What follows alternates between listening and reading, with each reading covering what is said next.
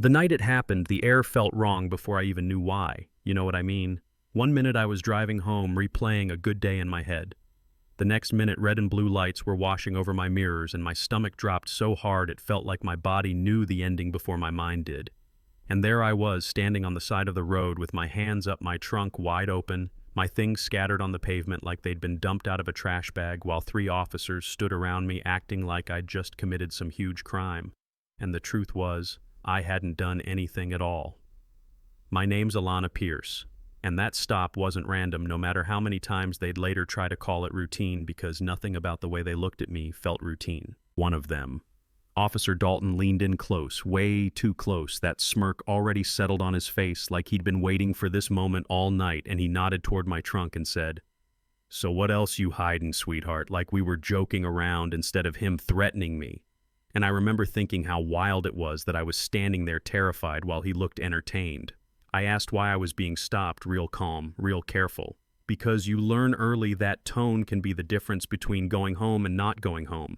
And he just shrugged and said, "Suspicious behavior," like that phrase explained everything. When I asked if I could call my husband, he laughed and told me I could if I wanted to spend the night in jail, and yeah, that happened, that exact line. And I still called anyway, slow and careful, like my phone might explode if I moved too fast. Because fear does that to you, it turns ordinary movements into calculated risks. And when my husband Marcus pulled up, minutes later stepped out of his car and flashed his badge under the streetlight, the whole scene changed in a heartbeat. Like someone flipped a switch, and the officers froze because power only feels invisible until someone else shows up holding the same kind, and suddenly, they weren't joking anymore. But the thing is, that moment on the road didn't come out of nowhere. It was the last spark in a line of quiet, ugly assumptions that had been building for a long time. And to understand that night, you've got to understand the day that came before it. 24 hours earlier, the sun was coming up over Riverton, Georgia, one of those neighborhoods that looks peaceful as long as you don't scratch the surface. And I was in my kitchen with a cup of coffee and a checklist because I'd spent 6 months organizing a fundraiser for after-school programs, tutoring, art supplies, sports fees, the kind of stuff people like to call extras until they realize those extras are the reason some kids make it and some kids don't. I didn't have those things growing up. I had a mom working non-stop in a neighborhood that taught you how to survive before it taught you how to dream. So this fundraiser mattered to me in a way that's hard to explain unless you've lived it. Marcus called me that morning, his voice warm, teasing me about my big day, and I teased him back about missing it because of work, because he'd just taken on a new investigative role and I knew what that meant. Long hours, politics eyes watching him closer than they watched anyone else, and still he promised he'd try to make it, because that's who he is. Someone who wears his badge like a responsibility, not a weapon. By noon, the community center was buzzing, kids running around, volunteers hanging banners, parents signing up for workshops, the smell of food in the air. And for a while, everything felt right, like this was exactly what I was supposed to be doing with my life. And then my neighbor, Harold Winslow, showed up like he always does, walking his dog and staring at my SUV like it offended him. And he made that comment, that little sideways comment about charity paying better than it used to. And I smiled and corrected him politely, because that's another thing, you learn how to swallow insults so you don't become the problem. And he followed it up with something about handouts, because of course he did. I told him it was about giving kids a fair shot. He walked away feeling justified, and one of my volunteers asked why he was always like that, and I said some people just hate seeing others rise, and we went back to work. The event itself was beautiful. We raised more than we hoped. People cried, people hugged.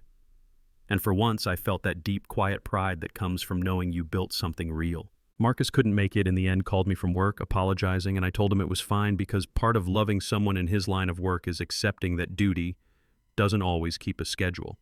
I locked up the center, got into my SUV, still riding the high of a good night, still wearing my nice dress, and started driving home until I noticed a patrol car in my rearview mirror that didn't feel like it was just passing by. No lights, no siren, just there, turn after turn, lane change after lane change. And I told myself I was being paranoid, because that's another thing, you learn how to second-guess your instincts so you don't look crazy. I checked my speed under the limit seatbelt on phone untouched. And when I pulled into a bright gas station hoping they'd keep going, they didn't. They lit me up right there, and my heart dropped. The stop escalated fast, license and registration demanded without explanation, suspicious activity repeated like it was enough, and when I asked if I was being detained, the officer's hand drifted closer to his belt, that quiet threat hanging in the air. Another cruiser pulled up, then another, and suddenly it was 3 of them and 1 of me. And I knew deep down this wasn't about traffic at all.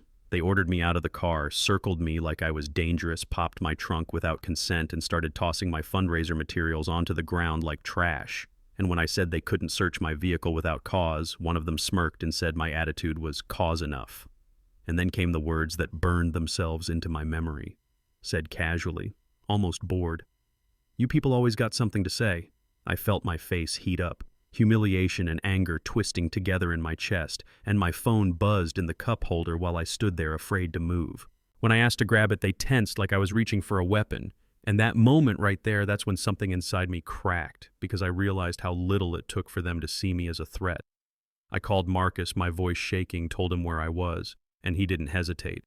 And when he arrived, the look on his face when he saw my trunk and my posture and the officers around me told me he understood everything without me having to explain a word. He asked why his wife was being treated like a suspect, demanded probable cause, demanded a supervisor, and for the first time that night, the officers didn't have answers ready. The supervisor who showed up tried to downplay it, tried to make it smaller than it was, and Marcus shut that down too, asking for badge numbers and footage, and making it clear he wasn't going to let this disappear quietly. They eventually told us we were free to go, like that erased what had already happened, like fear and humiliation have an off switch. And on the drive home, I said what I'd been thinking since the moment they first turned on their lights, that they weren't done with us, that this kind of thing doesn't just stop because you ask nicely. And I was right. The days that followed were a slow, deliberate grind, a fake parking ticket on my windshield, a patrol car idling across from my work, an officer smiling like he was watching a show when I confronted him, telling me complaints get lost and cameras fail and witnesses forget, saying it like it was just how things worked. And that's when it stopped being just about me being pulled over and started being about control, about reminding me where they thought I belonged. We filed complaints, we documented everything, and when it became clear the system was going to protect itself, we went public.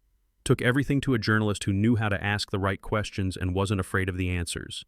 The story hit footage aired, people heard the words that had been said to me, saw how easily authority turns into intimidation when it goes unchecked, and suddenly the city couldn't look away. Phones lit up social media, exploded. Officials who loved closed-door statements had microphones shoved in their faces, and the same people who told us not to make it bigger than it needed to be were scrambling to explain themselves on camera.